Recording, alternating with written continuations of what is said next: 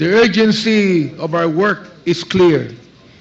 Those responsible for the violence and suffering we have uncovered must be held accountable. We must continue to be resolute in our quest for justice. Kahit na po dapat kami ay nandun na sa aming mga distrito upang kami magpakilala bilang mga kandidato rin naman. Andito kami upang ipagpatuloy po natin ang ating tinatawag na quest for justice. The Bible reminds us in Proverbs 21 verse number 15, and I quote, "It is joy to the just to do judgment, but destruction shall be to the workers of iniquity." Destruction shall be to the workers of iniquity. End of quote. This passage, ladies and gentlemen, my friends, speaks of the righteous path of justice and the inevitable downfall of those who commit wrongdoing. It helps us to remember our duty in this committee to ensure that justice is served and that those responsible for violence, corruption, and extrajudicial killings will face the consequences of their actions. To all those who believe they can continue to evade the law, let me borrow the words of the late Mike Enriquez, "Hindi namin kayo tatantanan." Kaninang umaga, andun po kami sa bills and tawag doon, bills records section. Kami po ay nag-file ng dalawang bill.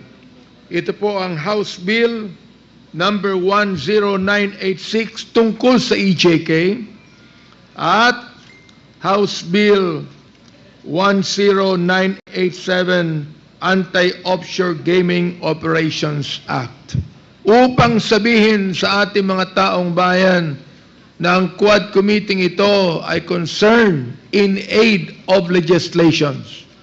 Pero gusto ko rin pong bigyan ng babala ang mga tao na siyang guilty sa mga krimen na ito pang Quad Committee ay pwede rin namin gamitin in aid of prosecution.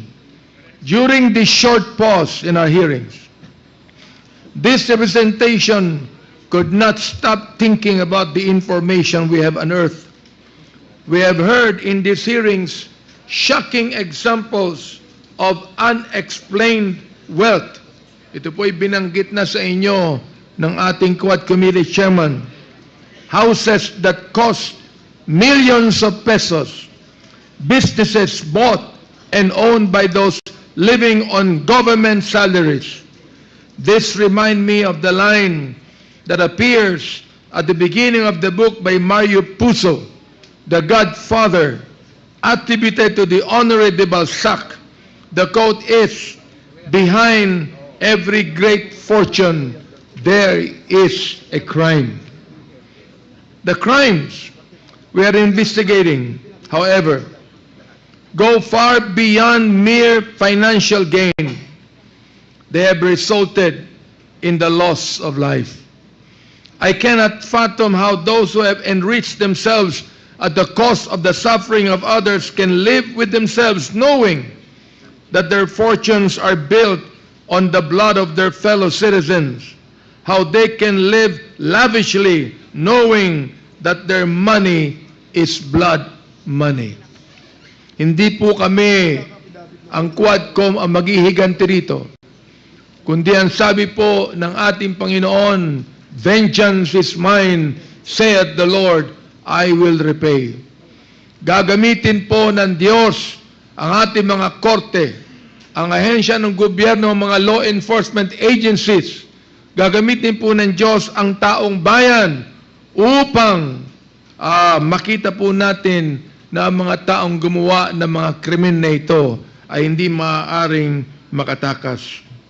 To these people and to those still in hiding, like Attorney Harry Roque, I say this: have the courage to face the consequences of your actions. It is better to stand and be judged than to live in the shadow of your wrongdoings. Maniwala po kayo, justice will catch up to you sooner or later. It is not a matter of if, but when. As we have always said, the time of reckoning has come. Mga kababayan, the House of Representatives will not rest until those responsible for these heinous crimes are caught, tried, convicted, and punished. We owe this to the victims, their families, and to every citizen who believes in the rule of law. Nandito po ang ating mga kamag-anak ng ating mga biktima na sila po ay nag-travel pa sa malayong lugar mula Cebu upang pumarito. Hindi na po sila pumasok sa trabaho upang ideing po nila ang mga injustices na nangyari sa kanila. We will not stop there. We will also ensure that the suffering we have witnessed will not be repeated. We are committed to putting in place safeguards and laws that will prevent such tragedies from happening again. Hindi ito pwede maulit muli.